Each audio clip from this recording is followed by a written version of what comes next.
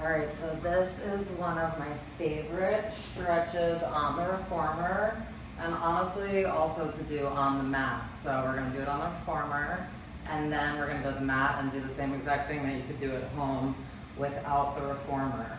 So you wanna have the shin up against the shoulder blocks, other foot's against the inner thigh, arms out to the side, hands on the foot bar in line with the shoulder, stretching over, lengthening. And then I like to come in and do the counter stretch. So we'll just do 3 of everything. Such a good stretch. Other way. One more each way, and then we're gonna add to it.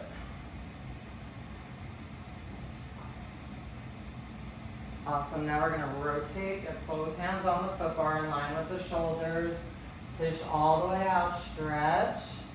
Come in with straight arms, lift up for the extension. 2 more. Stretching. Extension. One last one, stretch.